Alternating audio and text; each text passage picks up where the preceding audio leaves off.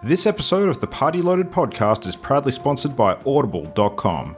Check out their awesome catalogue of audiobooks with over 180,000 titles to choose from. And be sure to grab a free audiobook on us and support the show by visiting audibletrial.com/endgame. Let's party.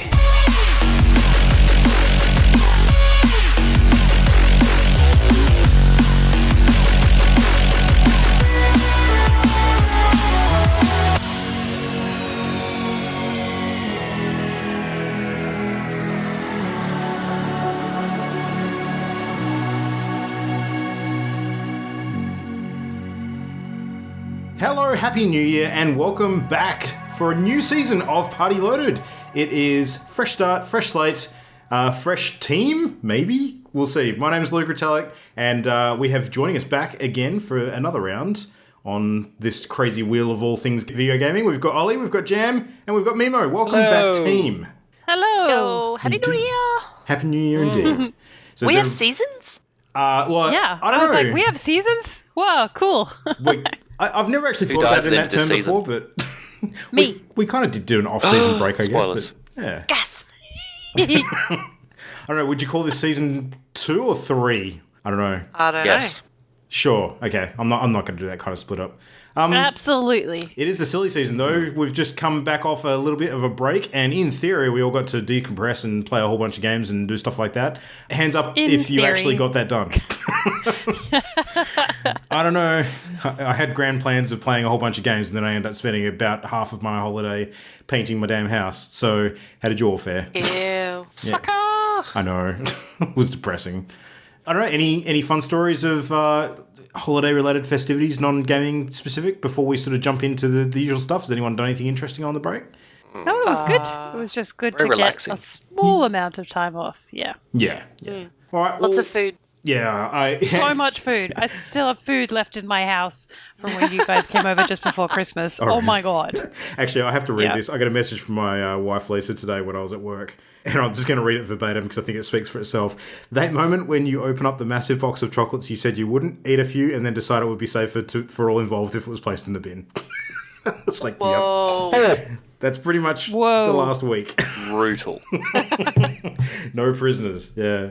Oh, man. We're going to do a little bit of a different show tonight compared to usual because kicking into the new year, there's not a huge amount of gaming industry news or anything going on. There's little bits and pieces here and there. But we thought it'd be a whole lot more interesting if we actually chatted about a whole bunch of the games that we played over the break. And as it turns out, there was a few of them. So we have a smorgasbord to select from tonight. So I'm just going to throw it over to you three. Who would like to pick something and start? What would we like to kick off with? Go for it.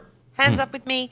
One quick one that I wanted to mention is that I finally started Night in the Woods over the break, which is cool. I'm not too far in, maybe a little under 2 hours, but it's really cool. I like the setting, the style of the artwork. It's neat. And the dialogue just feels all genuine. Like no one gives too much of a shit, which is hilarious. Yeah, but I really enjoyed the 2 mini games I've played so far. One's like a Guitar Hero type of mini game, and the other one's a dungeon crawler, and they're both really good. So it's like already 3 games in one. It was hilarious. So I'm looking forward to playing more because I've heard really good things. So the impression I've gotten from this game is that it's like a point-and-click adventure sort of mixed with a bit of a platformer for navigation. Is that close to the money? Yeah. Yeah. Sorry, I had to cough. All right. Yeah, it's there seems to be a really interesting narrative to it, and there's this mystery that's popped up. So I've got no idea what that's about yet. Okay. And yeah, if you wander around and explore, you run into these little mini games too. It's cute. I have seen it pop up on quite a few people's best of 2017 lists, so I think that warrants a bit of a look for sure, as it seems to have been on a lot of people's radars. I recommend it. It's good. So how far in have you gotten, Ollie? Did you play it earlier in the year? Oh, you finished it? Okay, cool. Yes. That's why I keep recommending it to people. All right. So what would you sort of say about your experience with it? Did you enjoy the game? Was it great? Was it sort of twists and turns? Yes, that's why I'm recommending it to people. Yeah. But give us more information. Just tell me on it. Never. No. It's a really good look at various mental and social issues, as well as just being like the art style is adorable, the music is adorable, and doesn't get annoying, which is nice. And then, like Jam said, it's you exploring, like, oh, there's a cool little mini game, and none of the characters, they all feel very natural, despite them all being anthropomorphized animals. They all feel like people, which is really nice. Like none of them feel just like tacked on. Yeah. How That was come quite there nice. are cats walking around the cat town though? There's like Reasons, people Jam. cats, and then there's pet cats, and that confuses. It's just reasons. It's Okay. like There's it's a like class the Goofy system. Pluto conundrum. They have done this sort of Correct. stuff before. Yeah. Yeah. Yeah, interesting. I've heard that it gets a bit political in parts, but the thing that, Yes. strangely enough, when this game actually appeared on my radar, it was for reasons that may or may not be a selling point for it. Apparently, there was this big debacle where Taylor Swift ripped off a whole bunch of the artwork for some of her stuff. Apparently, did you ever hear about that? So, for No, one of that her sounds like a concert ads- spurious fact. No, I'm going to look this up while we talk about other games. But anyway, that's how I first heard about this thing. It was interesting. Okay. What else? Who would else like to pick something? I mean, Santa Claus bought me a Switch. That's a pretty good thing. Yay! So I've been playing Mario Odyssey, as have you, I believe, Luke. I have, because And Santa was very it's- clever this year and bought my sons a Switch. So, Yeah, I was not expecting it at all. I thought, if anything, I would like pick it up in the sales, but I was very lucky. Yeah, and Mario was the first thing that I downloaded on it for sure. And it's really good. I've only a couple of levels in, and it's already the Mario that you know and love. I've already played like multiple like 2D parts, spent more than enough time looking for like that final coin or moon or a billion other collectibles that you're supposed to be getting. And figuring out all the little things that get you a coin, like turning on all the lights or turning off all the lights, and all of these little bits and pieces. It's all of the best bits of Mario squished into one game. I only have one complaint, and that is that the whole point of the Switch is that you play with the little controllers like snapped onto it. You can like walk around with it or play it on the couch or whatever in like comfy mode. But Super Mario Odyssey is really designed to use the motion control elements of the controllers. So it really works best when you play it when it's docked and it's on the TV, because there's a lot of things you do with your hat that are specific to the movements that you make with your hands that you can't do when it's like connected to the Switch in your hand. yeah. So you kind of have to like use a teeny tiny screen like on a surface and take the things off if you want to play it in portable mode, which just seems a little bit pointless to me. I mean, you can play little bits without it, but I definitely was like, well, there's not really much point me playing a lot of this in the handheld mode, because it's a lot easier to do and a lot more fun to do when it's on the TV. So there's plenty of other games that take advantage of the portable mode though, but that was a bit of a bummer because I was like, well, I could play it like take it on holiday and play Mario and those types of things, but Yeah. not so much. Not so much. I had a very similar experience actually, because I've been playing using the Pro controller when it's in dock mode, and similar to what you're saying, because the Pro controller that I'm using is I can't remember if it's I'm pretty sure it's a licensed one. I don't know if it's the official Nintendo one, but it doesn't have the motion controls in it, so. For that reason alone, you can't sort of flick the controller and do some of the moves that you could do with the Joy-Cons. So, despite the fact the game is constantly showing you all these funky special moves, and then you're constantly reminded that no, you Yeah, can't do it's this. like all you have to do is do this. I'm like, oh god damn it. Yeah. Yeah. So Yeah. and I'm old. Like I can't use teeny tiny screen. It's very novel. Like, but then I have to find somewhere to put the teeny tiny screen, and then Yeah. I mean, I also bought a bunch of other stuff like Stardew Valley for it. A Mario Kart, which was really good, which has been great, and that's all really good in portable mode. But yeah, Mario Odyssey, absolutely brilliant. It's just that one small part of me that wants to be able to play it like on the go, like an ultimate Game Boy. That's what I want. Yeah. That's what I was hoping for. Completely agree. But it's brilliant. Ollie and Jam, this will probably put it in perspective for you, because you've seen the New Donk City level, like in the urban sort of environment, yeah? So the light posts and stuff that are dotted around that level, like for example, you can throw your hat up onto the top of those light posts, But because the hat throws are normally sort of, straight across from where you're standing, the only way to throw the hat diagonally up is to actually flick the controllers up, and you just can't do that unless you're using it in a particular formation. So I think Nintendo have been a little clever with how they've designed this game, that I don't think it's actually crucial to completing levels or completing the game to be able to do some of these moves. But I think it just makes it a lot easier. So Luke just mansplained it. I totally understood what Imogen meant when she explained it. Okay, all right. Well, there's a lot of different moves. I'm just saying, it's one example. It's not for your benefit, just Jam. like 2017. Happy New Year. Start as we mean to go on. Unless you've seen it, it's tough to think about. Anyway. Not really. Whatever. Directions. Whatever. You guys suck. It's really good. And I'm very impressed with the Switch. And now I own all of the consoles. That's true, and an you awesome do. PC. I'm set. I found the little Joy-Con never too seen tiny again. for my giant hands. Yeah. It is pretty So tiny. tiny when I was playing Mario Kart. It was like, It what am I really doing? is designed to be the universal controller, and I can imagine that in a child's hand it's like a joy. It's like, yes, finally a controller that I can hold properly. And when you're holding them in either hand, like the Wii had that problem where you just felt like you were going to take yourself or somebody else out with those controllers. Yeah. These ones, when you're using them independent hands, it's so bizarre. And I can totally see it being translated into an AR, VR type situation for Nintendo in the future. But yeah, using the Mario Kart, which is where you flip them on their side and you use just one half of the two Joy-Cons is a bit ridiculous. And you have a preferred side, so it'll either shift everything over to the right or over to the left, depending on which controller you use. I found that it's a little bit easier for me if I don't know what it's called, the knob, the little joystick. Yeah. The joystick is further over to the left. When I have a controller where it's further over to the right, I feel like I get like thumb cramps and feel a bit weird holding it that way. But Yeah. I think there's so many cool buttons on it. I think it's kind of useful, and I think Mario Kart is just brilliant. It's everything that you want it to be. This sort of iteration from Nintendo really is just solid. Yeah. good fun. But yeah.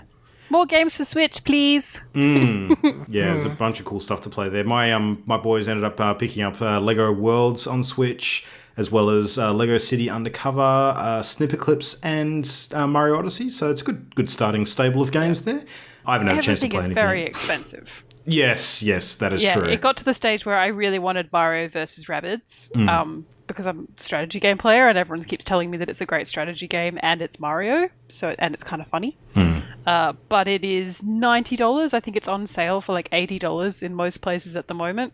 And when I'd already sort of spent that much money on Odyssey, I was like, no, with this device, I will finish a game before I purchase a new game for that device. That is fair. Stardew doesn't count because Stardew's a time filler. By way of comparison, because we talked about Gorogoa recently, when we picked that up on iPad or iPhone or whatever we all played it on, I think it was about $9.95 if memory serves. On Switch, it's $18. So It's super expensive, and there's never a sale. It's like Apple products. It's like Apple. Well, wait till it goes on sale. That's never going to happen. It's always going to be expensive. It's a premium product, and I mean, I don't know. That's their model. It's working okay for now, but we'll see. I even considered trading in my PS3 for see how many Switch games I could get for a PS3, but turned out it was less than one. So. Yeah, you don't do that. No. I never feel good about trading stuff in. I know that it's a psychological thing and you're probably never ever going to touch those games again unless it's like an age-old classic, but I don't know. Just having the option there kind of makes me unless feel you better. get chosen for the Omegathon, Luke. Oh, true. That is a very good point. That definitely would come in handy. Yep. Yeah, absolutely. Yeah. So It before sure we did. before we Holding move on to off, that Xbox 360. Yeah. I was going to say that before we move off Odyssey, I just wanted to ask you, Memo, what is your favourite hat capture that you've encountered so far? Oh, I've seen somebody else play a later level, and they captured a puffer fish, and that looks cute because you kind of wiggle all over the place, and I was a big fan of that. Yeah. But yeah, Nice. That was pretty cool. It was pretty fun being T-Rex, not gonna lie. T-Rex was pretty cool. I actually nearly missed that bit. Like, I managed to finish that level and went straight past the T-Rex without seeing it. Because when you said, I finished that level, and, I was like, yeah, no, it was really, really good.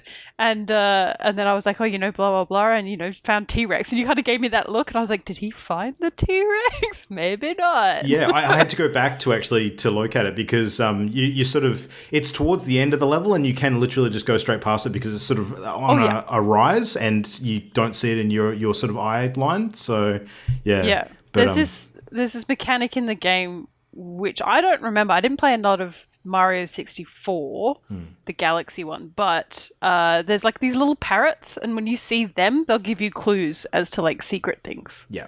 And where to find secret things. And so it was when I was talking to that parrot, I kind of swung around to the side and went, oh shit. What is that? Yeah. There's a Toad character that pops up and gives you clues for money as well. Like you can pay him to find them. But cool. Yeah, I'm super not doing that at the moment because there's too many things you want to spend your coins on in that game. Like all the costumes and outfits. You want all the money for that I haven't bought any yet. Oh, really? I haven't bought any yet. There's some good ones out there. No. They're real cool. Give it time. Yeah. Yeah. I was going to say. I didn't want to spend them. I was like, I don't know. There could be something better. It was just like, all I got was like the outfits for like the store. So it looked like I was an employee. I was like, I'm not down for that. Yeah. I want to be Gangster Mario. I'm down for that. That'd be cool. I'm saving up for the Mario board shorts at the moment because I want to see Mario nipples. That's basically my goal. I've decided. Oh, that's so creepy. That's... I mean, there's just Rule 34 if you want that sort of thing. I feel sick. Oh, no. No, my favourite capture so far is, I can't remember its name, but one of the bosses you fight, I think it's on the desert level, where you can actually possess the thing's fists and make it punch itself to death. That was awesome. Stop punching yourself. Stop punching yourself. Yeah, that was really cool. Yeah. Mario Odyssey is definitely worth checking out. So, Ollie, what did you get up to? You want to pick something to wax on about? Me? That I played? What did I play? I know what I didn't play that you all have had a chance to play that I'm very jealous of is Armello Rivals. Where I you haven't had a chance to play it yet. When you were. So good. Yeah. No, Ollie missed out. I did. Aww. And I was one Ollie of the no mates. rivals is like 100% Ollie's character, but I love him, so you could never play him. Which one? So, Fang. Fang, So, definitely Fang. Armello Rivals is like 4 new characters that was released just before Christmas by League of Geeks for their wonderful game, Our Lord and Savior Armello. And they are really cool. They seem very overpowered. Oh, I've worked out Until you immediately play the one the I game. thought was the best is the worst, and the one I thought was the worst is the best. Is the best, correct? Yeah. Because there's like they're all really powerful, but the situations have to be very particular, which means you end up playing the game very particularly, which means that you put a lot more effort into that over and above collecting Soul Stones or whatever else. It's really great. The 4 new characters come with this trinket of Intimidate, which is my favorite, which is any other character that starts on a tile next to them loses 1 dice for their next turn. Oh, it's so cool. Which is just like the rivals are so charismatically present that they're like, oh god. So yeah, it's pretty neat, and they all have their own little rings and stuff as well. Jam, there was a character I thought Jam would love the crap out of that she wasn't that fond of. I don't think. You mean Yordana? Yordana, the creepy witch rat. The creepy bear. bear No, she's a thing. bear. She's a bear. Yeah. She was I didn't friggin' mind awesome. her. It was just really interesting to play. With Yordana, you have to, the spells you cast on Yordana during your turn don't get cast on you. They instead get sacrificed to the cauldron, which costs Absorb. 1 magic, but it grants you a packed spell at the end of the turn.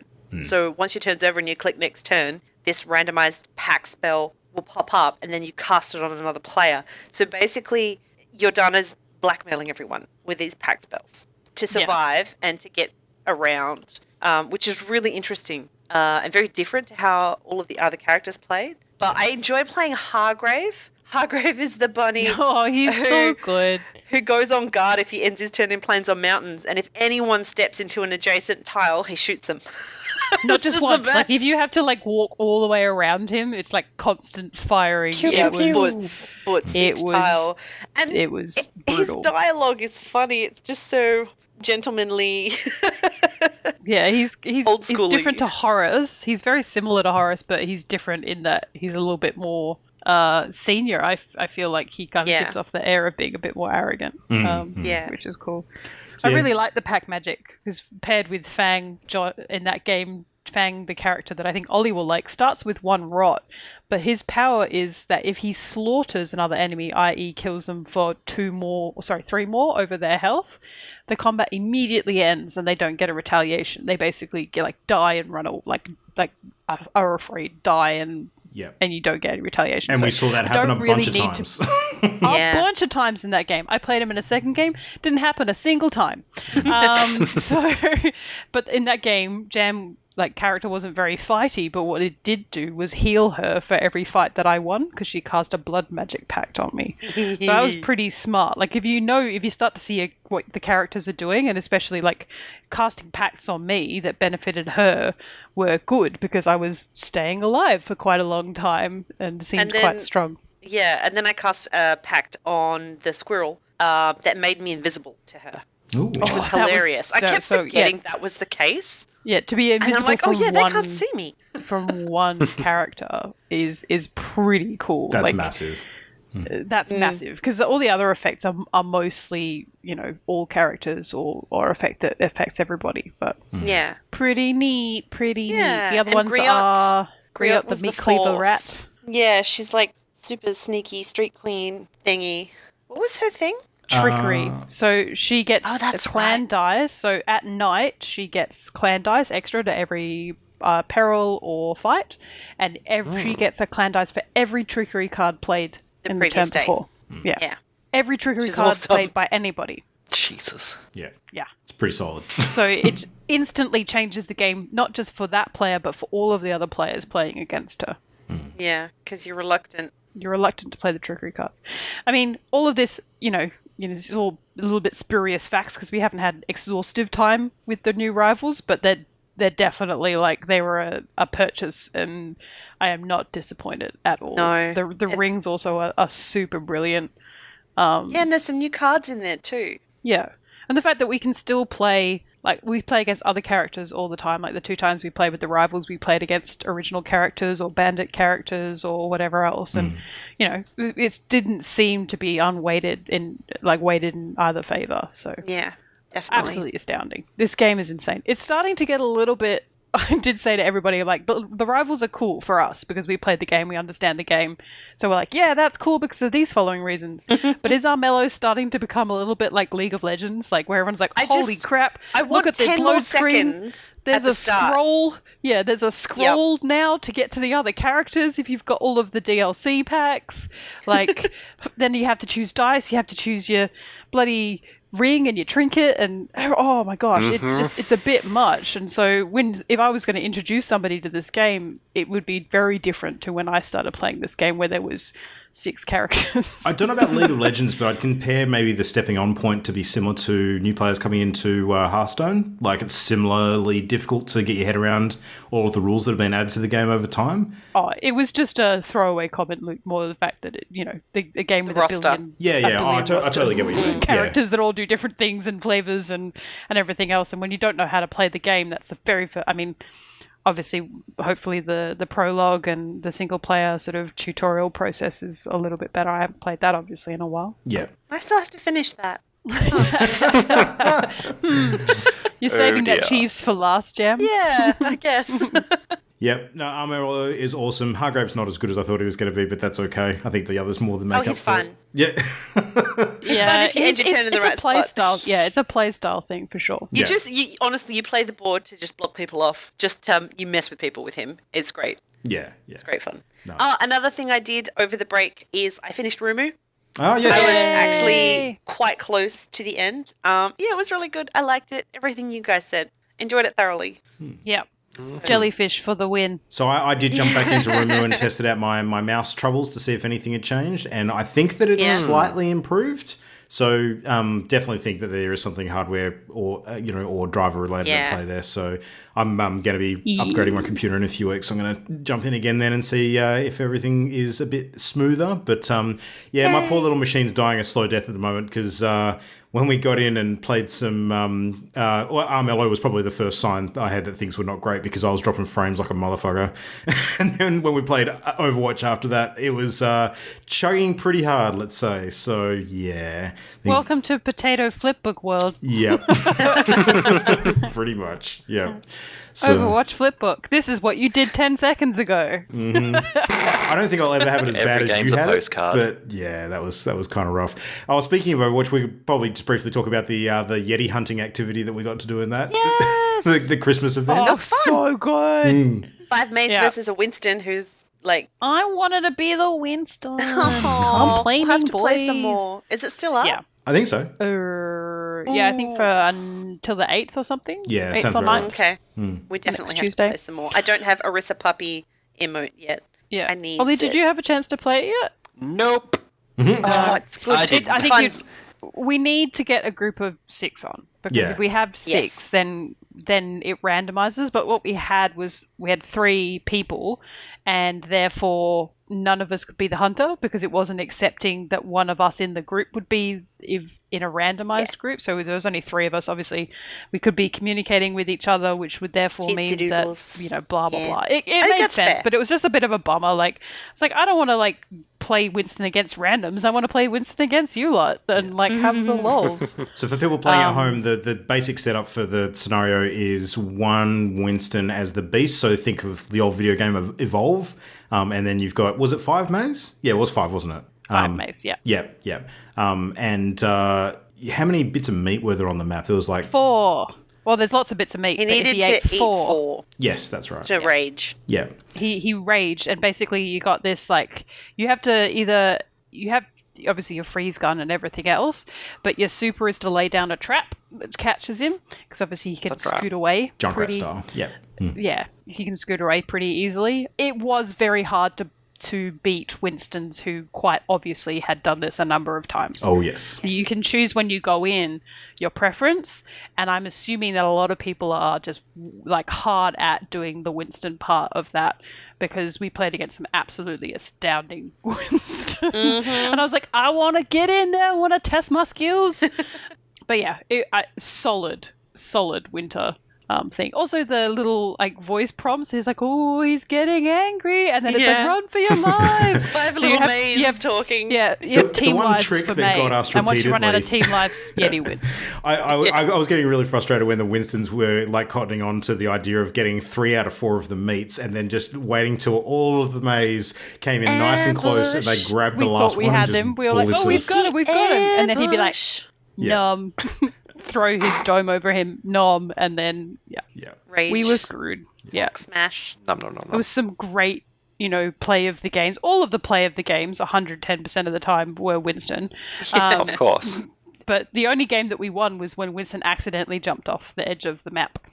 I didn't see that. Quite generous of him.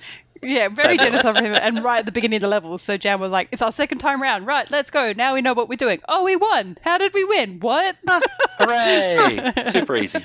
Yeah, but a couple of the play of the games were just Jam and I dying very quickly. Splat. Splish. Splat. Yeah. I'm not good at May. If you're good at May, Oh, it's difficult. this will yeah. be more fun Ooh, for you. But even if you're not good at hooray. May, yeah. So I think that's why I'm surprised you haven't given it a shot, Ollie. But we'll try it soon. Yeah, we definitely need to play that all together before it disappears. That was a cool one.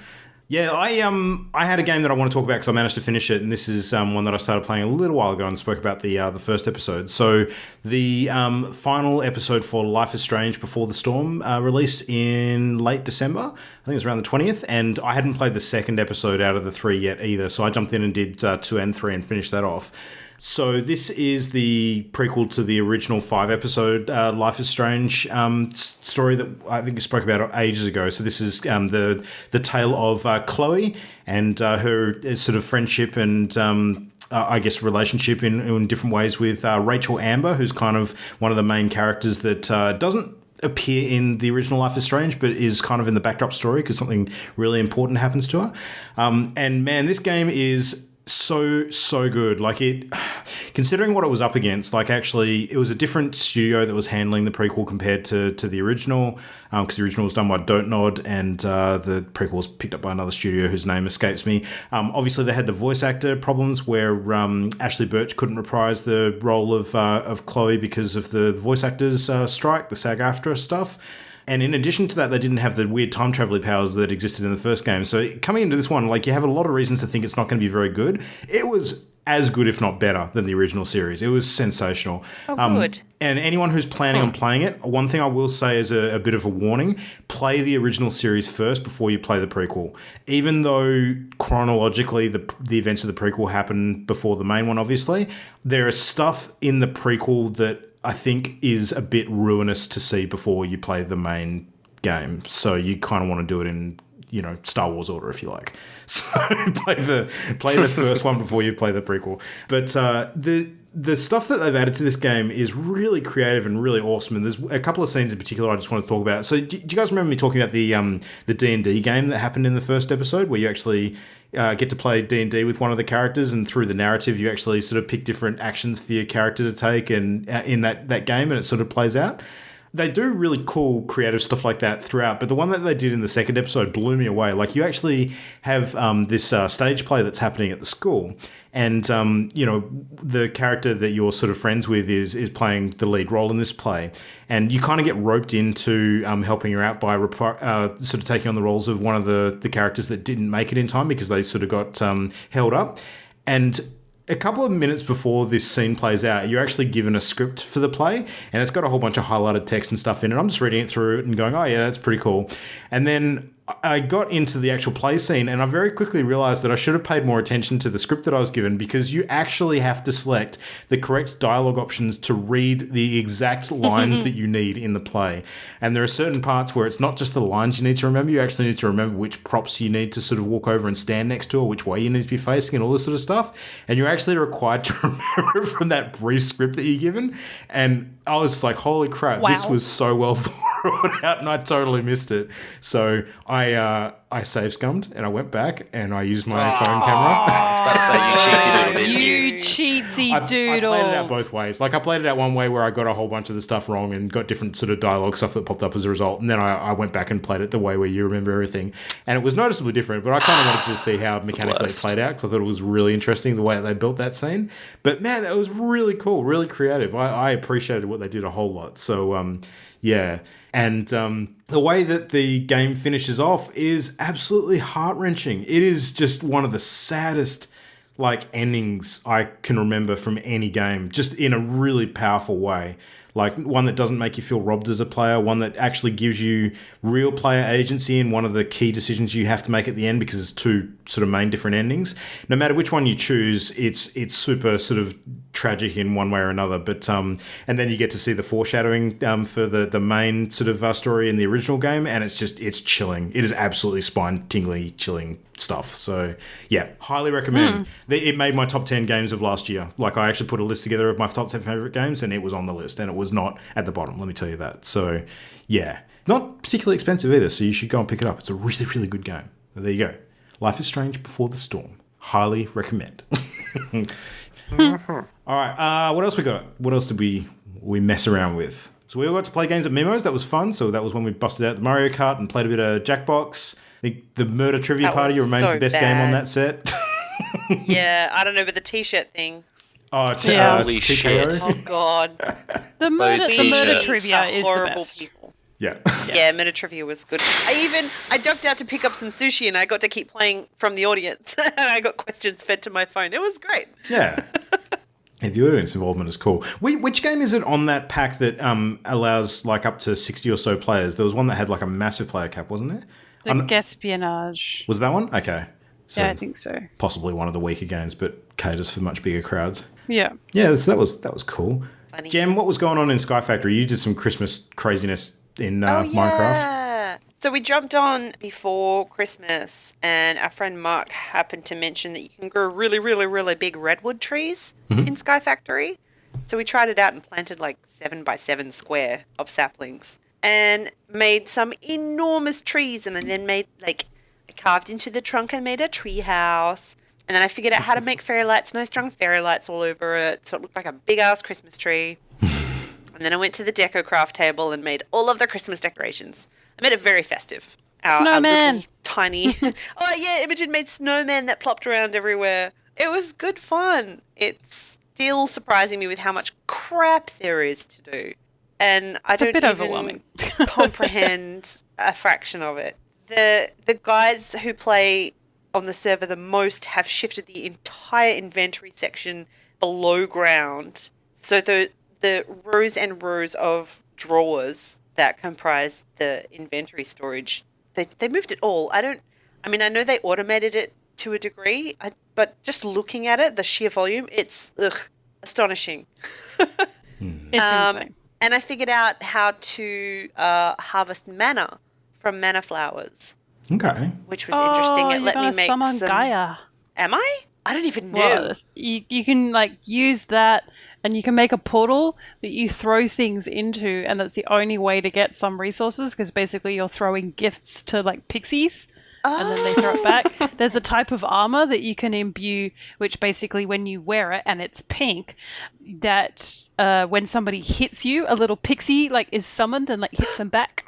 Oh my That's god! amazing. I need to figure out how to get to that point. So there's all of that, and then you can summon Gaia, who plays some sick rock music while you fight him. Okay, you need to jump on with me and help me figure this out. Yeah, but I want to do blood magic, which means I need people to sacrifice and bleed into a cauldron so that I can infuse some stuff.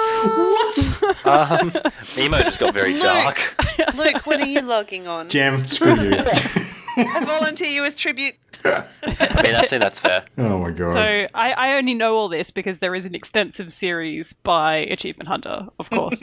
Their Sky Factory series went from, we don't know what we're doing, to, oh my god, the amazing stuff, because they basically balked their original Minecraft land, so they don't have a home that they play from anymore, so they've basically just been playing Skycraft. And Jeff has created a chicken farm, and he's trying to breed every different type of chicken, and it's insane. There are so many. Highly recommend. Great fun. Great mods. Yeah. Mimo, I want to hear about your discovery as well. The thing that you apparently originally bought your computer to be able to play, and you finally actually installed it?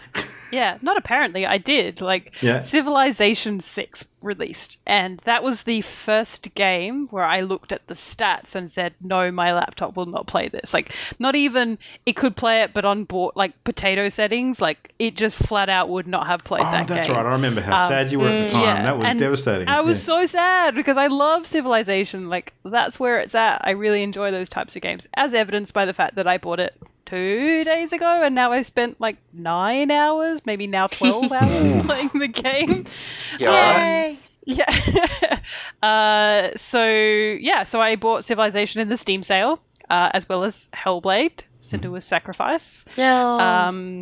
Because I wanted to buy my PC so that I could play it, and it did not disappoint. I jumped on with Jam and our friend Mark, and who has quickly become Jam number 2 as far as corrupting to play video games with us. He'd be like, hey, we want to play this game. You own it. We should play it right now. Yeah, it's good. And someone asked me the question, why all of a sudden are you playing so much Civilization? I'm like, because I suddenly realized I didn't own it, and I suddenly wanted to play it. That's just what I want to do, and I'm going to play it. That is fair. It's really good. The religion is great. The faith part she's of religion bombing me all over the place. Well, not quite. I created my own religion. It's called Trollolololol. Of course it is.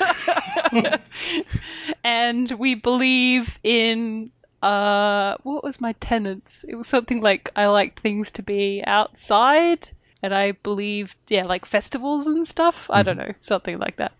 I can't give too much away because we're still playing that game. So yes. We're not even halfway through the 250 turns game on that one.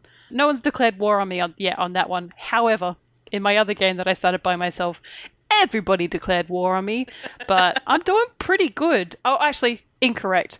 I had wiped it from my memory, but not a couple of hours before this podcast. I had been defeated by a cultural victory, which is what I was trying to get. I was very close behind, but they managed to get their cultural victory.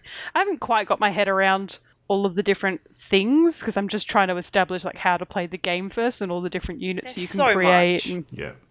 you can be lots of different people and they all have special units, and Gandhi's in the game, which is super disconcerting when he declares war against you. I think it's amazing. Yeah, so solid game. 10 out of 10. The biggest So issue glad I'm with Civ playing is that you usually get so caught up playing the game that you forget about your win condition. That's the problem. Yeah. One more turn. Or like in the first game that I'm playing with Jam, I have no idea what I'm trying to win by. I'm not attacking them for now. We formed an alliance. We wiped out Saladin together. We sure did. And now we have to Jam find the did other kill continent steal where Mark is fucking two. hiding and destroy him. He defeated a whole other civilization whilst Jam and I struggled together to defeat one. So we are terrified of Mark in our game. I did inadvertently fuck Jam, like really badly. Oh, yes. She was my gosh. Caesarian, whatever that Saladin. is. Saladin. A It's not suzerain. Saladin. So Suzerain. I was suzerain of a city-state, and I paid a shitload of gold to gain control of all of their military units for 15 turns, and they had quite a bit, so that I could turn them on Saladin. And like 2 turns later, Mimo throws another envoy in that makes her suzerain, or at least negates mine, and I lost it all. All vanished. All my control vanished. I was down to my like 4 guys. And I went, oh, damn it. Whoopsies. I was like, But it was she's like, I've lost control. What's going on? She's like, what the fuck, Mimo? I'm like, oh, God. I didn't realize. I thought, like, once you'd purchased control, you had control until I was suzerain. So... there that is was just a interesting. depth to this game. Like, I think I got about an hour into it, and I was like, that's right. This is why civilization consumes lives. and we're not even up to the fancy technology yet. We're still on stupid stone walls and junk. So good. I got all the way up to the industrial era in my single player game. So Nice. Sweet. You know, there's a big expansion coming out for Civ 6 real soon. I think it might be February. So much DLC. Expansion is called Rise and Fall. So this isn't like a nation expansion like a lot of the other packs have been up until now. This is like a proper big expansion for the game that changes core stuff. So there's going to be... They're adding this thing to the game that I remember reading about called Historic Moments. So it's kind of like key turning points in your civilization's build that is a bit randomized, so it actually changes your gameplay experience every time you play. So, It sounds cool. It seems a little bit like the natural disasters in SimCity. Yeah. But more That's impactful. what it sounds like. Yeah. So, pretty Oh, that'll be cool. fun. There's another game we played with Mark. We started a Divinity Original Sin 2 campaign. Because we have apparently too much time. Yeah. And also because the last time Mimo and I played together, we played with a certain other person who was a loot whore. So that was not fun. Let's say his play style is very different. It was not me. Very just different. FYI. In a no, it wasn't. It was not It wasn't Luke. either of you.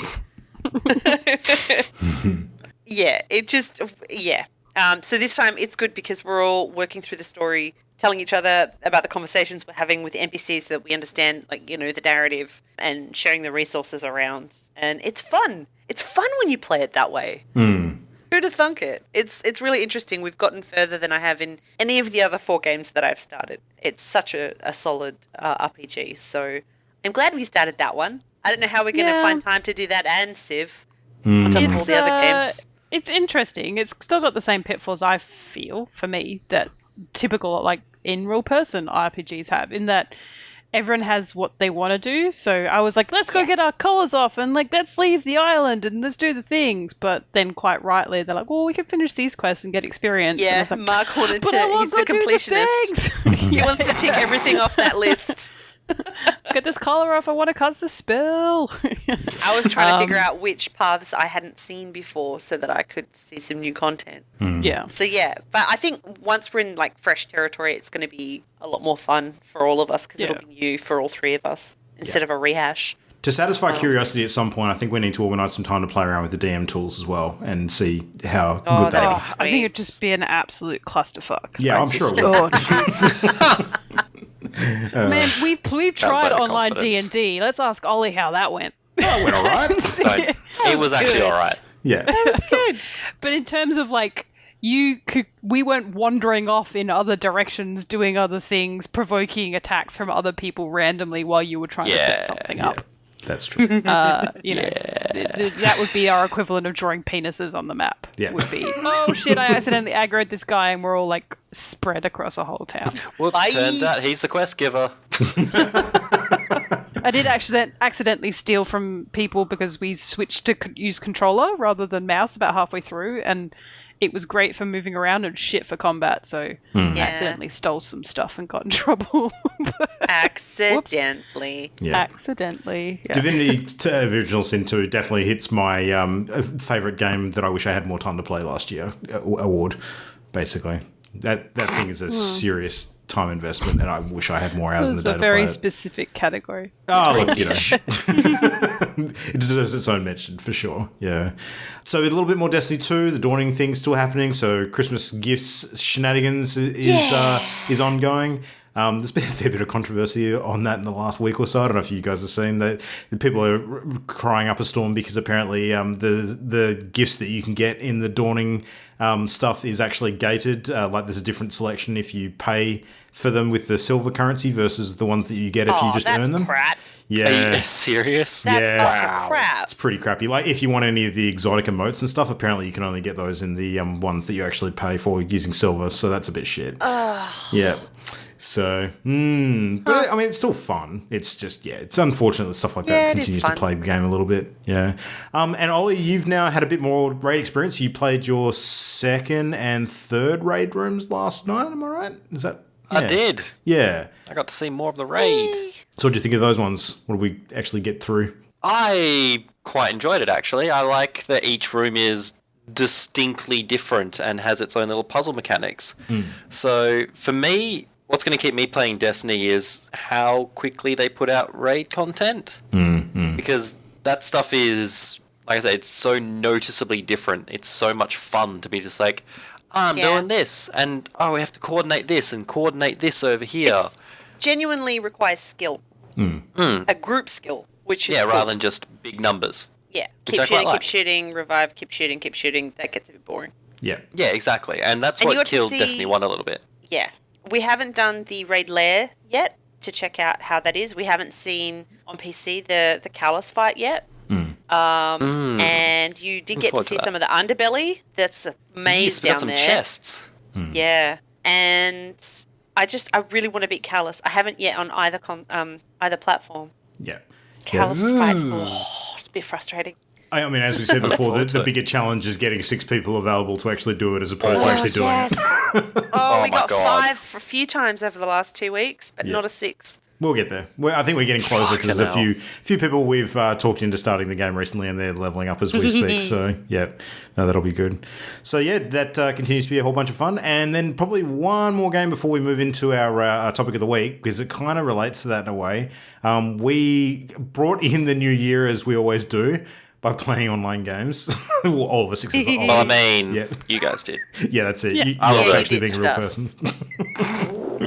Yeah. So I had you 10 minutes before midnight to pretend to be a normal human being. That's right. Yeah, you got most of the way there. But Jan got really sort of inspired and decided to buy us all a game so we could play it together, which was very, very nice of her. I really wanted to play it. It's a really good game, to be fair. It was Human Fall Flat. And despite some trubs getting everyone connected properly, it was connection trubs. Freaking amazing. Yeah. I didn't know what to expect. I'd only seen the first 10 or so minutes on our Let's Play. And it just got more and more puzzly.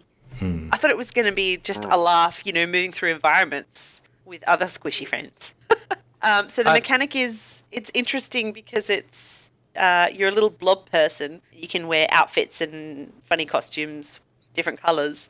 But you've got 2 little hands that you use. I was using controller. I found it really good as a controller game. Yeah, definitely. You can use the trigger for each hand to grab onto things, to manipulate them.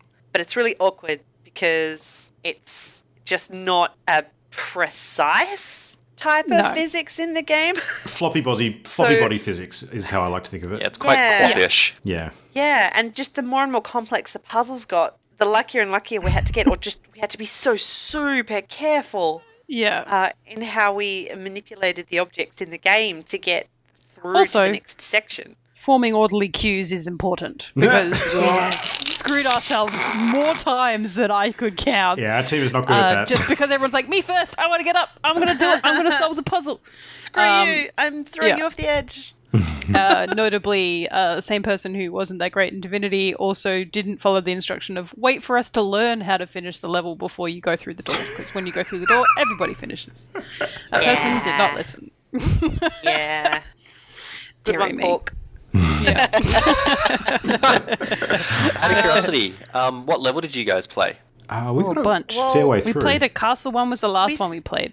We started we from the went a bit very, further. very start, and the ones So the who mine managed one? to stick around got all the way to the shipping container section, Oh, yeah. Yeah. which was amazing. So it was 3 of us after midnight, so New Year's Day, bleary-eyed, trying to hook a sea container to We were the just winch, addicted at this which point. had We didn't 4 want to give chains up. hanging from it with hooks on the end. That bit is You very tricky. couldn't make it too loose because then that'd just slide right out once you'd hooked it. So there had to be some tension in the wires, and you've got your putty hands trying to pick up this chain with a hook on it, and then angle it, and then lower it. And, oh my gosh, we did it pretty quickly. Oh, we did an awesome But job. I think we got real lucky. good. It was so good though. There was such a sense of accomplishment. Oh my gosh, and steering the boats. That was so funny. Oh, that was a bit of a mess. Yeah. But, we got there. Eventually. But it was just cool. It just kept surprising me at every point how it would add a new mechanic or a little complexity, and how good it was to figure it out with friends. And there'd sometimes be a couple of different ways to get through the next point. So everyone would scatter and would end up bunching up on different things we thought, were puzzles that we could get through. Like some people would be trying to roll something down a hill, and other people are trying to catapult themselves up onto a wall to see what's up there, to see if they can get through and open a gate that way. It was great. It was so much fun. We played probably 4 or 5 hours. Yeah, I think that's pretty close. Nice. Yeah. And But we a didn't whole look at the chunk clock of at the all. first hour was... Yeah. Yeah, we nearly missed midnight. Yeah. It brings me to a question for Ollie, though. Server... Because Ollie's played this sort of prior to us touching it. I'm actually curious. Ollie, did you play it with other people or by yourself? I did play it with other people. You did, okay. So we don't actually have anyone that's tried to navigate these puzzles by themselves, because that's what I'm kind of curious about, whether it's actually... I have no idea if it's even possible by yourself. Some of them would be... Like, even just driving a car by yourself is really hard. If you've tried it, you'll know what I mean. Yeah, that's the impression I got. Like, it is hard. I wonder if it just puts you in So, different levels if you do happen to play by yourself and you don't get access to some of the ones that you need multiple people for. I have no idea. Yeah, I'll have to find that out later. Anyway, sorry, Jam, go for it. I was just going to say it's still not optimized for online multiplayer. I know that's more of a recent addition to the game. It didn't have online multiplayer for a while. And the servers are clunky. There was a really neat Christmas-themed lobby level for people to drop into while you're waiting to set up the game, which was super fun. There was all sorts of things to play with in there. We were trying to figure out how to crane up a present onto a ramp that would lead down to a train, which would carry it along the rails. But we had people struggling to load in and dropping frames once they were, or their character wouldn't load properly, and they'd just be a bit blobbish. Yeah. While we were playing, we had 7 people playing, and we had people lose connection, and they had to quit out, reboot, get a new invite back, but they managed to get back in pretty quickly.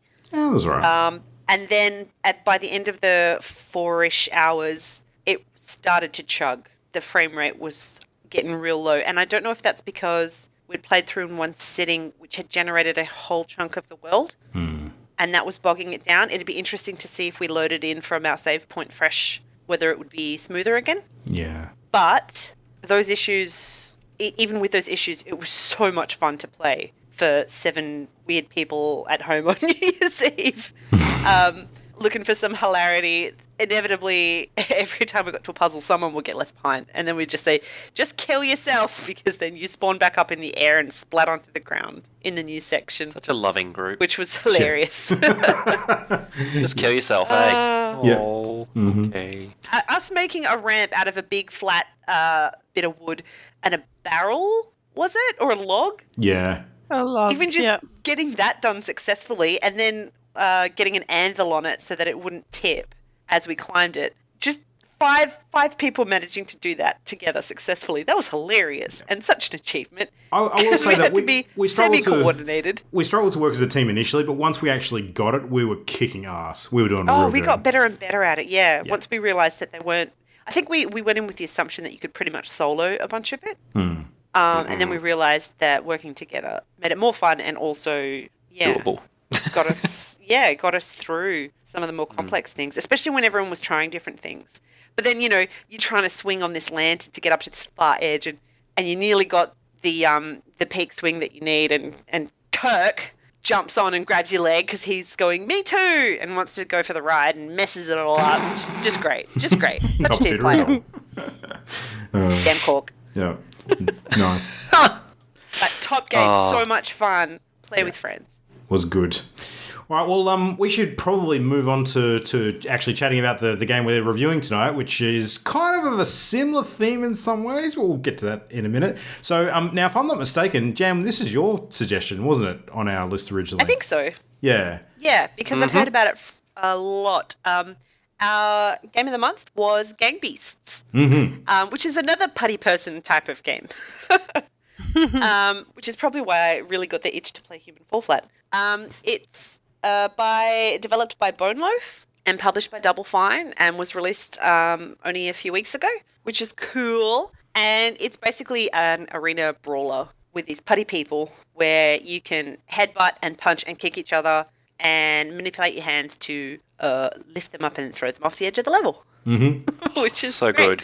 There's all sorts of little, there's a bunch of different levels, and they have their own unique, I guess, pitfalls, little traps and things that you can use to your advantage or that surprise you and doom you. Yeah. Like the one with the fans. I was not expecting that. This huge fan turns on underneath the catwalk and everyone just flies up in the air. Or being on a moving truck on an open road. Yes, with signs so that if you stay on top, it'll smack you unless you figure out how to lie down. It's Took really us a little good. while for that. I know. Didn't We take got me. there. It's the only thing I figured out in the game. Yeah. Yeah, I still don't know how to throw people properly. No. I don't think idea. it's an exact science. That's what you get for using a controller. Yeah, but it's so much better as a controller, I think, maybe because I don't know. Clearly. I've never tried it on keyboard. Yeah. We played it through Steam. It's on the Steam sales. It was 20% off at $16 US. I know it's available on PS4. I'm not sure how much it is on there. And we got about 5 people playing it as a group Yes. the first time we tried it. And it maximum of was 8, is that great. right? I think so. Basically, you load onto a lobby screen where the characters just pop up as you invite them, and you can set it to private, and then you choose your modes. Now, I can't remember all of them. Melee was the basic all-on-all brawler, which was just the best. It was definitely the best. There was a team version, which was awkward for us because we had 5. We tried it, but, Oh, I guess the bigger team didn't always win, did they? No. I didn't, because it's so random at times. Yeah. Probably less often, actually. Yeah. And there was like a football version? Yeah. Yeah. That didn't That one didn't work for us, yeah. No. And there was a 4th. mode. Waves, the NPC. Oh, yes. Yes. That was cool. Yes, you load into a level and waves of NPCs keep popping out and you see how long you can last as a group. It was hard to switch from competitive to cooperative. I still wanted to headbutt you all. And then while you're in that little lobby screen, you can change the colour of your character and the costume. There were lots of awesome costumes. There's Rick and Morty. Very much fan service. I liked my chicken one that I ended up on by the end of the game. That was cool. Yeah, I was a dinosaur. I was a Mexican wrestler. It was great. Luchador. I was a cop, I think. I did a bunch of the different You were ones. so many things. Yeah. I really think You that were we Hillary would have Clinton. been better served when we were doing the versus NPC level if we had have all used the same costumes so we could identify each other. Because I think a couple of times I was accidentally throwing somebody off the screen who was actually one of our party members. That was me. It was me. Oh, no. It Yeah. was only the next one where I was like, oh, that's Luke? Oh, okay, you tried to kill me a bunch. Yeah. My bad. The cooperative was all right. I died pretty quick. But the competitive was where it absolutely, once we all got the hang of the controls, some of those matches went on for ages, especially when Mimo and I learned how to climb. Oh my god. We'd be like, nope. See ya. See you later, bye. Yeah. And someone would I be down think- the bottom going, I think everyone's dead. Why is it not finished? Oh.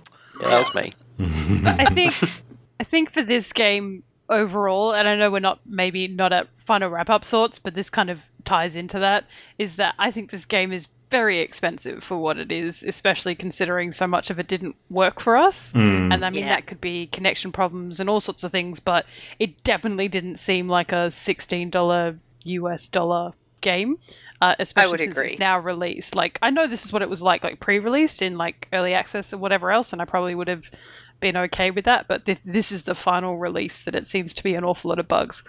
However, I have never, ever laughed as much as I did playing this game with any other game in my whole entire life. Like, I genuinely had the most fun playing this game, and it was because I learnt to climb.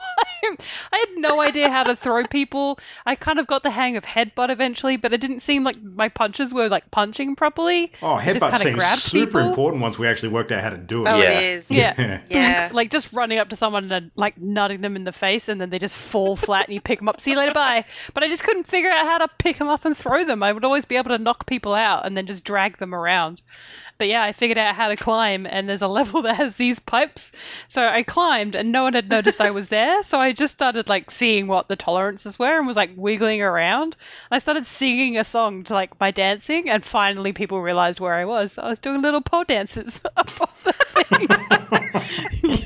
That was hilarious. Yeah, I couldn't. What made it was because you were in a dinosaur outfit. It was the dinosaur outfit. that was it. I looked like a naughty toddler who'd escaped like babysitters. That's what it had felt like. And everyone was like, let's get her. And like everyone's trying to learn to climb at the same time and kept falling down, just wiggling my butt in your face. Just the best. That was a lot of fun. Haunting is fun. There was one level where there's 2 suspended sea containers that you can jump between, just hanging off the edge or something. And at one point, Ollie and I were the only 2 left, and I was on one, he was on the other. I managed to like get my hands to grip both of the wires suspending it, and then just wiggle my butt at him. Oh, yes. That was so good. That was ridiculous. And I would throw my hands up in the air and be like, woo! Yes, the little victory like cheer is so cute at the end. Hands up in the air. You've got just enough time to hit the button so that your hands go up in the air. Yeah. That's the throw button, by the way, Jam. Yeah, I know that. Mimo needs to know that. No, I knew that, but I held that down. That's the 2 triggers. Yeah. So that would pick them up. I would hold them up, but I could never fling them.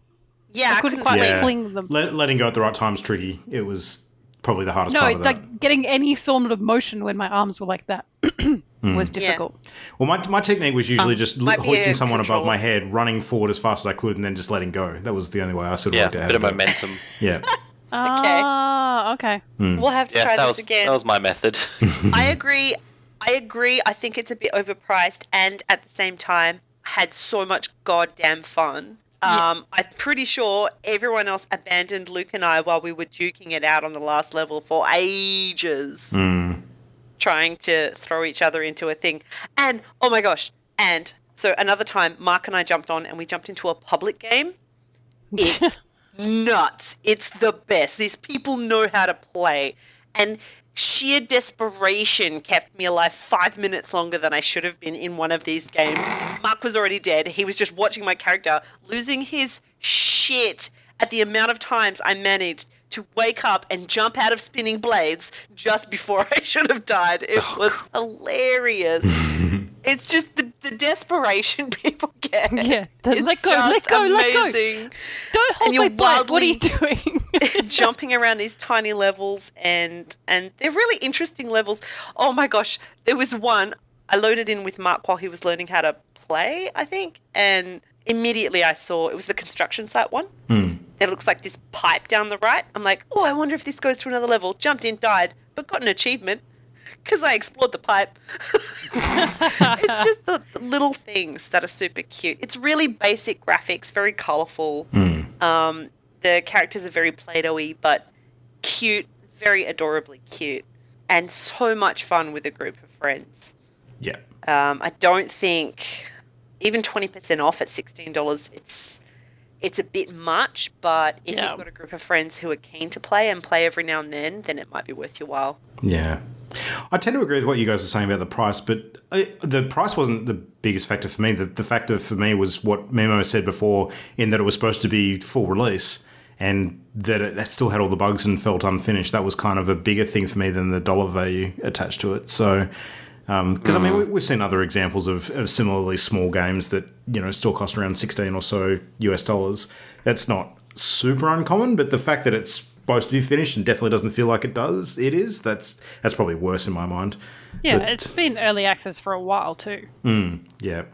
But yeah, no, I think there just needs to be more to it. Like it's a game that has a decent core. They just need to build more stuff into it, like more features, more modes, different environments. Yeah. That's really what it's missing. It's just, and I think probably the thing that did it a big disservice in my mind was that we played Human Fall Flat like immediately afterwards, virtually. And by comparison, the games are different. Like one's a brawler, one's a puzzle game.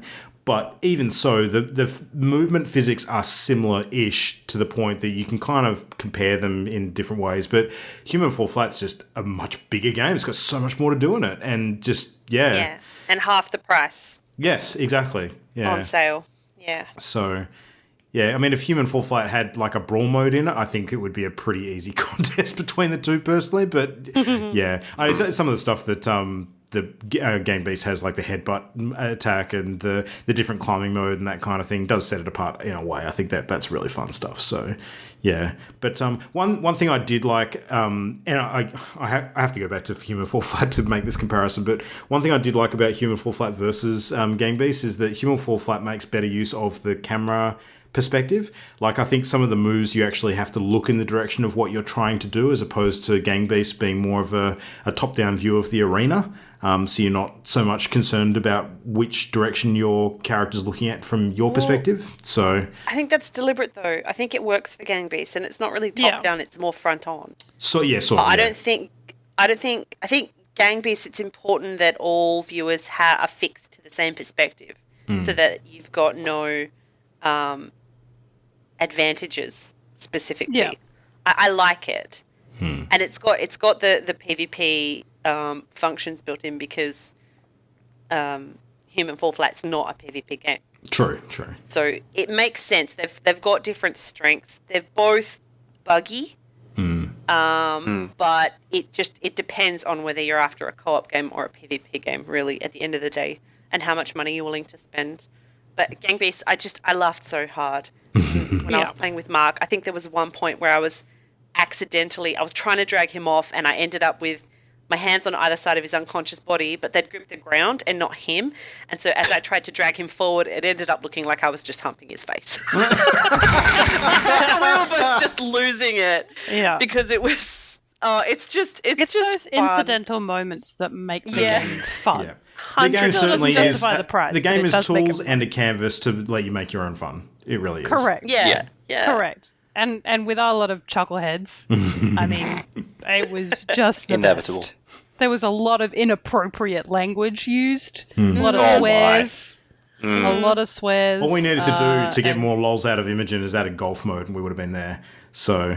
No, I honestly, I'm. This is not exaggeration. I don't think I've laughed that hard ever. Let alone I could hear the tears. Tears was streaming down my face, and there is no way I could have laughed more. Like, my stomach hurt at the end of doing that. It's like I'd done an ab workout. It was a bit full on. So, just entertaining myself, climbing a pole. What was Ollie's verdict? What did you think overall, man? I really liked it. The game is just fun. It's a little bit glitchy, like you guys have said, but at the end of the day, yeah, it's $16 and that might seem like a lot, but you play that for a couple of hours or whatever, just here and there, and it's paid for itself. Like, if you want to go see a comedy show, it's cheaper than tickets to a comedy show. It'll be more funny. True. Just get funny friends. Yeah. Exactly. And conveniently we have those, so it was it was great. Yeah. We make those, for sure. Exactly. Yeah. All right. Well, I don't know. I guess that's probably all of our summaries. Would you give it a thumbs up, everyone? Yeah? Yeah. Yes. Why not? Yeah. I give it as many thumbs up as you have funny people involved. No, I don't give it thumbs up. I give it 2 arms up. With a little dinosaur costume. Yeah, I'm ready. No. Yeah, and a dinosaur butt wheel. Yeah. Oh, yeah. That tail, though. Yep. All right. Well, we have to select a game for next month. It is time to roll the dice. So, Ollie, while you're getting your randomizer tool together, It's right here. cool. Mimo, do you want to tell everybody what they need to know to select a game for us to play? What do people want to do? Sure. So in order to pick a game for us to choose as our party game of the month, there's a couple of guidelines. So the game must be available on PC, ideally, mobile or multi-platform. So we can play it on PS, Xbox, lots of different things that we might have. Ideally, available on Steam is really easy for us because we all have PCs and we can play together on that mode. Our maximum is $30 US. We must be able to get a good impression in just a few hours play, usually around 10 hours maximum. So if it's a big sweeping story and it's really only good when you get to the end, then maybe that's not the best choice for it. No Final Fantasy. No. Yeah, and you can send suggestions to us via email, Twitter, or on Facebook. And all of those things will be at the end of the show. Too easy.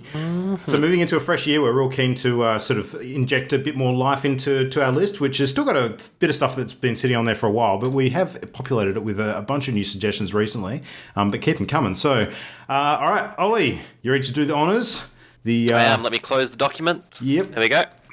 The February Cozy. party game of the month is... Go for it. What is a 6? 6 is yours. That's yours, Ollie. Man. 6 is What is it, though? Lancelot. Lancelot. Oh, that's not a bad thing. All right. Tell us. Tell us about it. I think I remember seeing footage and loving it. All right, so Lancelot is a top-down brawler where you are a knight on the back of a rocket and you fly around and you either stab people with your lance, fire your lance off, hit people with hammers, and the entire time there is frantic classical music playing. And it is magical. Okay, that does sound pretty cool. Fun as hell. Yeah. All right. So You will not be disappointed. I'm going to assume that that's a Steam one, so we can all pick that up and play multiplayer online. Is that the go? Yeah, it should be Steam. Yep. Sweet. All right. Looking it up. Sounds good. All right. So that'll be our... Lancelot Enhanced Edition, currently 35% off on Steam for $6.50 US. Oh, nice. Yeah, made by Rocket Hammer. Rocket Hammer. looks fun. That's a weirdly appropriate name for a game like that. Just watch the trailer and you'll be like, sold. Yeah. Nice. All right. Music is amazing. So that'll be our first party game for February, for first week of February. We will be ready to rock and roll for that one there. Add to cut. Light of the Valkyries?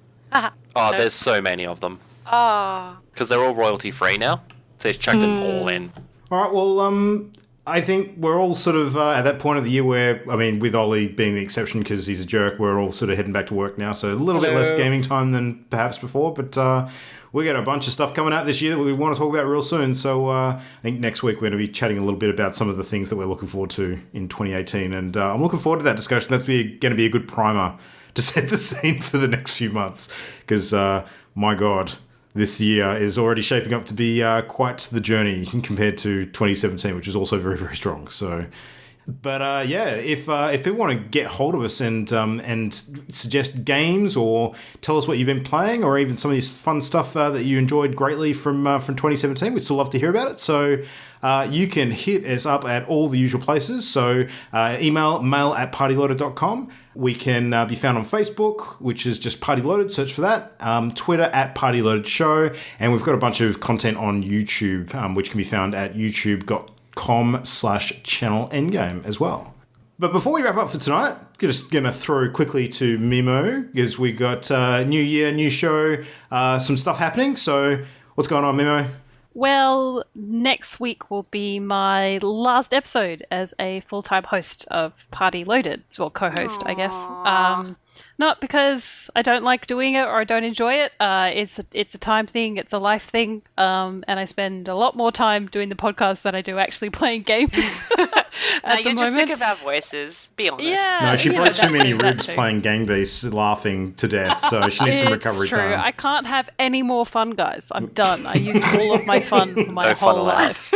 Yeah, so I'm stepping aside. I'm still an ardent supporter. I'll probably still be back. Like, the podcast will keep going, and you'll still have these three idiots to listen to. We'll have you now and then as well. Yeah, I will be the number one critiquer because I still will listen to the episode every week just to make sure that everything's still on track.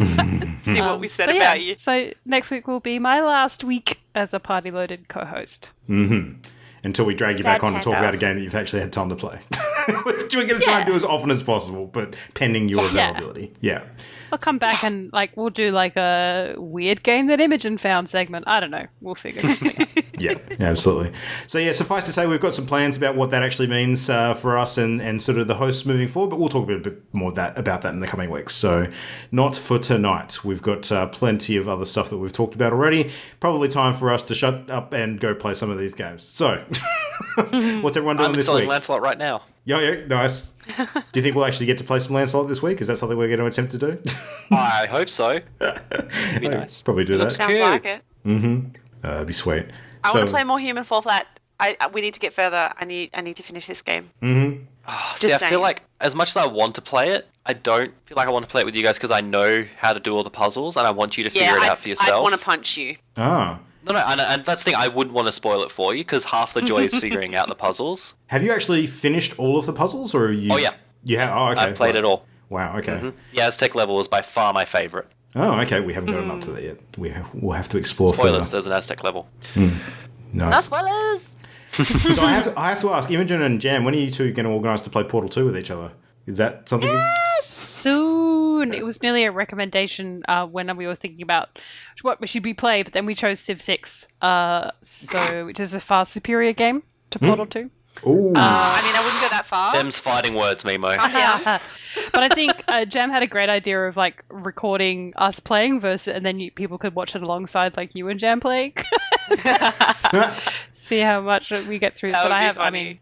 Do some I'm commentary. looking forward to I'll play it with Jam. That's fine. I'm pretty I'm sure not I've good at also figuring out the committed. puzzles, but I think I've also committed to playing it with Ben at some point in the future. Yes. oh, that would be To far see more how we go. entertaining. That would be far more entertaining. He was super keen. I think he knows more about Portal than I do at this point because he's done the whole YouTube research thing. So, yeah. Oh, so he'll know the puzzles better than I do because I forget them in a heartbeat. I don't know about the puzzles, but he knows the world and he knows the characters because that's just, I mean, for an 8-year-old, he absorbs information really, really fast. Yeah. So, yeah, That's a tiny fraction. The puzzles are everything. that's true. They really are. Yeah, no, it'll be fun. It'll be fun. Such a good game. I'm glad other people are playing it. Yay! Yeah, that'd be cool. So well, funny. I am going to try and play a whole bunch more Mario Odyssey this week and maybe even try and get through to the end of that game because it's captured a whole bunch of my attention at the moment. So I'm enjoying the hell out of that. That's real fun. But yeah, Switch, man. Switch is an addictive little console. I will tell you that. Yeah, I'm trying to hold off. Yep. Me too. See how we go. I mean, some of our friends that have been people I would never have expected to invest in a Switch have gone and done that in the last week. So I'm just like, wow, that surprised me. So it's, yeah, certainly the flavour of the quarter at the moment. And some reasonable deals going around there. So, Oh. Well, okay, someone just sent me a message saying that there's Resident Evil 7 DLC. oh, I've got my plans for what I'm going to be playing before next episode then. nice. All set. All good. There we go. All right. Well, let's call it a night then. And I think suffice to say that 2018 has begun, but the party is just getting started. So thank you, everybody, for listening. Thanks for everybody for checking in again for a new, fresh year. And we've got lots of fun stuff ahead, which we'll be talking more about in the coming weeks. But for now, thank you for listening, and we will see you again same time next week. Good night. Goodbye. Game on! Bye. The Party Loaded podcast is a Channel Endgame production. For this and more great gaming content, bookmark channelendgame.com.